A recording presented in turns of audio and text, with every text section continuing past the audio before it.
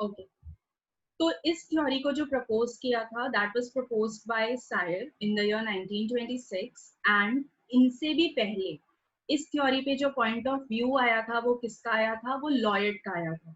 ठीक है, तो लॉयड ने ये बताया कि जब भी हम शुगर अमाउंट की बात कर रहे हैं इन द गार्ड सेल और जब भी वो इंक्रीज हो जाती है ड्यूरिंग डे टाइम, तो वहां पे रात में क्या होगा, रात में जो अमाउंट है वो किसकी इंक्रीज हो जाएगी, स्टार्च की। ठीक है, the logic behind this statement is कि दिन भर फोटोसिंथेसिस चला, दिन भर ग्लूकोज का मॉलिक्यूल है वो बनता गया, तो रात में क्या होगा, all this glucose molecules are going to show polymerization, और जब ये पॉलीमराइज करेंगे स्टोर्ड फूड प्रोडक्ट बनाएंगे, तो वो जो स्टोर्ड फूड प्रोडक्ट होता है वो कौन होता है, स्टार्च होता है। ठीक है, तो लॉयड का पॉइंट ऑफ व्यू ये था कि दिन में जैसे ही ग्लूकोज के मॉलिक्यूल बनते गए या शुगर बनता गया, रात में वो सारी चीज कन्वर्ट होने वाली है किसमें, स्टार्च में। ठीक है, now how this conversion is going to favor opening and closing, let us see. Sair के अकॉर्डिंग ये जो स्टार्च है जब ये कन्वर्ट होगा शुगर में दिन के समय पर, ठीक है, जो स्टार्च आपने रात भर स्टोर किया है जब दिन का टाइम आएगा तो प्लांट की मेटाबॉलिक एक्टिविटीज जो है वो शुरू हो जाएंगी। जब प्लांट की मेटाबॉलिक एक्टिविटी स्टार्ट होगी तो उसको एनर्जी चाहिए होगी, और वो जो एनर्जी है वो हमें स्टार्च के ब्रेकेज से मिलेगी। ठीक है, तो सायर ने कहा कि जो रात भर में स्टार्च स्टोर हुआ, जब अगला दिन होगा, सुबह होगी, मेटाबॉलिक एक्टिविटी प्लांट की स्टार्ट होगी, at that very time starch molecule is going to get converted into sugar. ठीक है, और जब भी वो शुगर में चेंज होगा तो वहां पे क्या होगा कि गार्ड सेल का जो पीएच है वो हाई हो जाएगा। क्लियर, गार्ड सेल का पीएच हाई हो जाएगा। जैसे ही यहाँ पे शुगर का कन्वर्शन होता है स्टार्च में, क्लियर, तो ये वाली चीज फेवर होगी कि पीएच हाई हो जाएगा। अब यहाँ पे आपका उल्टा कंसेप्ट, ठीक है, I guess I got slip of tongue over here. पहला पॉइंट आपको बोल रहा है कि जब शुगर बना स्टार्च से तो पीएच हाई हो गया। अब रात में फिर से वही काम होगा कि जो शुगर की मॉलिक्यूल्स हैं they are again going to polymerize and change into starch. तो जब रात में वापस से शुगर का पॉलीमराइजेशन होगा, स्टार्च बनेगा, तो जो पीएच है that is going to get lower. ठीक है, गार्ड सेल का pH that is going to get lower. तो इन्होंने ये क्लैरिफाई किया कि जब रात में कार्बन डाइऑक्साइड पानी के साथ रिएक्ट करता है, ठीक है, तो कार्बन डाइऑक्साइड के आने की वजह से भी पीएच जो है वो हाई हो जाता है। ऑलराइट, कार्बन डाइऑक्साइड के आने की वजह से भी पीएच जो है वो हाई हो जाएगा, वहां पर कार्बोनिक एसिड का फॉर्मेशन हो जाएगा। And because of this reason क्या होगा कि जब कार्बोनिक एसिड एक्यूमुलेट होता जाएगा तो पीएच घटता भी जाएगा, क्योंकि जो कार्बन डाइऑक्साइड आया था उसने पहले रेज किया पीएच को, बट जब कार्बोनिक एसिड बना तो उससे आपके पास एक न्यूट्रल कंपाउंड अराइज हो गया, जिसकी वजह से क्या होगा कि pH of the cell is going to decrease, क्योंकि सारे H प्लस आयन वहां पे कार्बोनिक एसिड के फॉर्मेशन में एंगेज हो गए। तो ये जो पीएच का बढ़ना और घटना है, इनके according this is the only thing responsible for opening and closing of stomata. ठीक है, इनका बहुत ही सिंपल सा पॉइंट ऑफ व्यू था कि ये जो इंटर कन्वर्शन चल रहा है जिसकी वजह से पीएच जो है वो बढ़ रहा है, घट रहा है, that is going to favour opening and closing, और यहाँ पे इनकी मदद एक एंजाइम करने वाली है which is phosphorylase enzyme. Clear, तो यहाँ पे ऑब्जेक्शन क्या थे वो देख लीजिए। ऑब्जेक्शन जो थे, अब हाँ एक चीज और मैं आपको पहले क्लियर कर दूं कि ये वाला जो थ्योरी है दैट इज पीएच का बढ़ना एंड घटना, या फिर सायर का जो हाइपोथेसिस है शुगर और स्टार्च का इंटर कन्वर्शन, ये जो थ्योरी है इसका और भी ज्यादा डिटेल है, बट मैंने आपको इसका एक सुपरफिशियल पॉइंट ऑफ व्यू दिया है। In this superficial point of view all those points are there जो आपके लिए इंपॉर्टेंट है। वैसे तो इस थ्योरी में और भी मॉडिफिकेशंस हुए थे, एज यू कैन सी कि यहाँ पर स्टीवर्ड मॉडिफिकेशन भी आता है। जब आप आगे इसका और डिटेल सीखेंगे हायर क्लासेस में तो you will come to know about it. Clear, 10 objections अगर आप यहाँ पे देखोगे तो आप ये देखोगे कि मोनोकॉट प्लांट्स जो होते हैं, मोनोकॉट प्लांट्स की बात हमने इसके पहले वाली थ्योरी में भी की थी, वहां हमने क्या देखा था कि मोनोकॉट्स के अंदर जो गार्ड सेल्स होते हैं उनका जो क्लोरोप्लास्ट होता है वो एक्टिव था या इनएक्टिव था? एक्टिव था या इनएक्टिव था? What about the chloroplast of monocot plants, जो अभी हमने इसके पहले वाली थ्योरी में ड्रॉबैक देखा था. What about the chloroplast there? वहां के गार्ड सेल में जो क्लोरोप्लास्ट होता है, अगर मैं आपको वापस लेकर जाऊं तो you will be able to see कि वो इनएक्टिव है. तो अगर मोनोकॉट के गार्ड सेल्स का जो क्लोरोप्लास्ट है वो इनएक्टिव है, मतलब फोटोसिंथेसिस नहीं हो रहा है, मतलब वहां पे स्टार्च नहीं बन रहा है. तो अगर स्टार्च या शुगर बनेगा ही नहीं तो that is ultimately going to show you कि यहाँ पर स्टार्च और शुगर के इंटर कन्वर्शन का कोई सवाल ही नहीं उठता. ठीक है.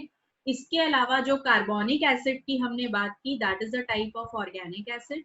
तो यहाँ पर जो फॉर्मेशन होता है ऑर्गेनिक एसिड्स का वो स्टोमेटल ओपनिंग के टाइम पे होना चाहिए, लेकिन स्टोमेटल ओपनिंग के टाइम पर हमेशा आप ऑर्गेनिक एसिड का फॉर्मेशन देखो, that is also not necessary, जो कि इस पर्टिकुलर कंसेप्ट के अकॉर्डिंग इम्पॉर्टेंट है या फिर एक बहुत ही इम्पॉर्टेंट स्टेप है for the opening and closing of stomata.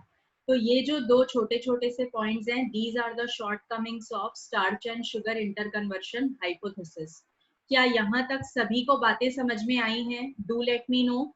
तो फिर हम मोस्ट इंपॉर्टेंट थ्योरी पे जाएंगे, that will be active proton transport mechanism. अभी तक जो दो थ्योरीज हमने सीखी हैं, are you all clear with it? Fine.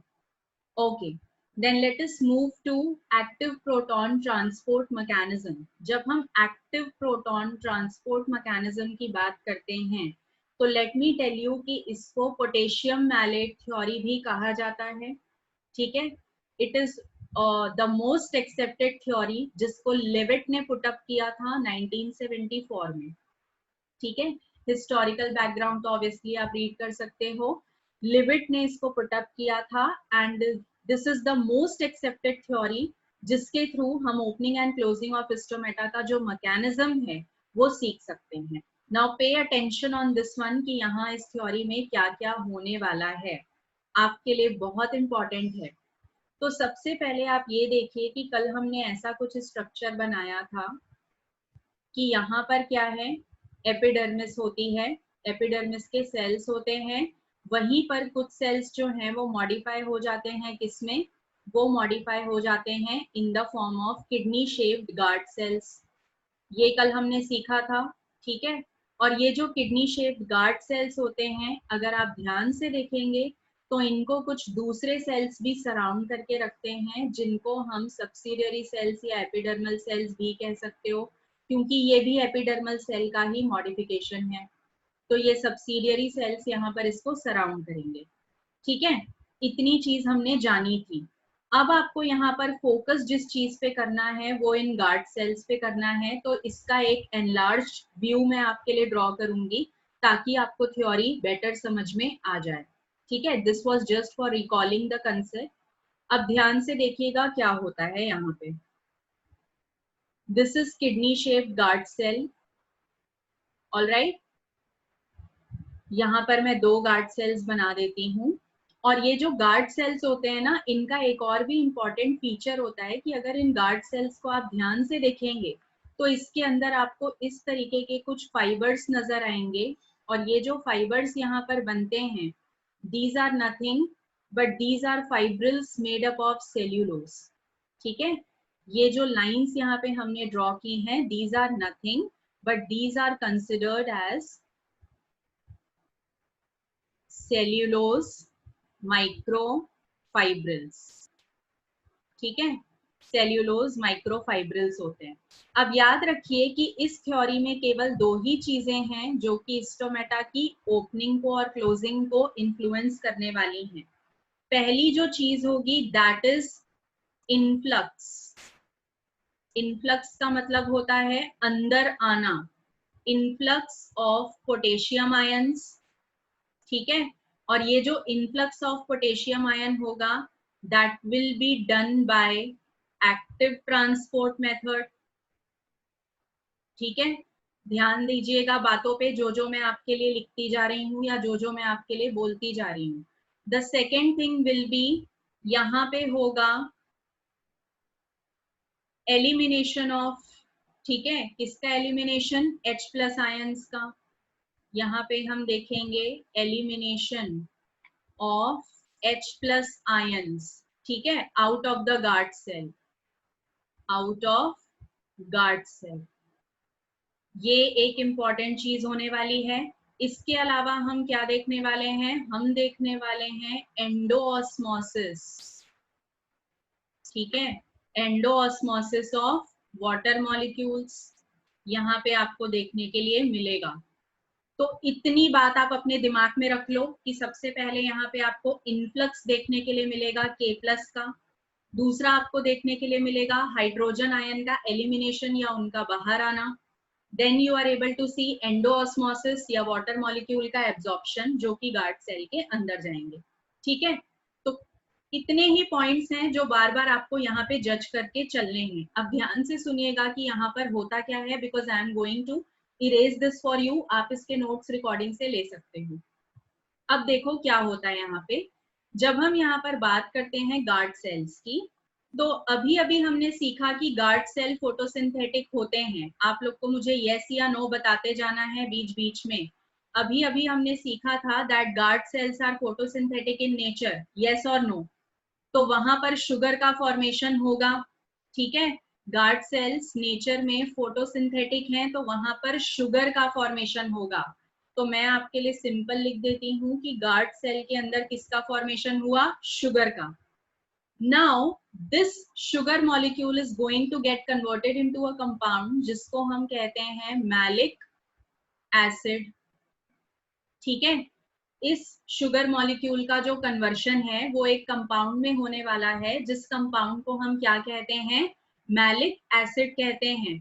यहां तक किसी को कोई भी प्रॉब्लम? यस और नो? आप लोग को बीच बीच में अटेंटिव रहना है. यहां तक किसी को कोई भी प्रॉब्लम है? No, not at all. Okay, fine. What I can see over here is that we are having very less time left in this meeting, जिसमें ये theory complete नहीं हो पाएगा. So what we can do is, first of all, you all rejoin the meeting and then we can continue. ठीक है, आप लोग क्या करिए, पहले इस मीटिंग को रिजॉइन कर लीजिए, फिर हम इस थ्योरी को डिटेलाइज करेंगे. Is it clear to all of you? ठीक है, क्योंकि अदरवाइज ये बीच में ही रुक जाएगा. तो विदिन 8 मिनट्स, 5 to 8 मिनट्स आप लोग इस मीटिंग को रिजॉइन करिए and then we are going to continue with this active transport mechanism. Whatever I taught you वो अपने दिमाग में रखिए. We are going to continue. Come on, be fast. Rejoin the meeting within 5 to 8 minutes and then we are going to continue.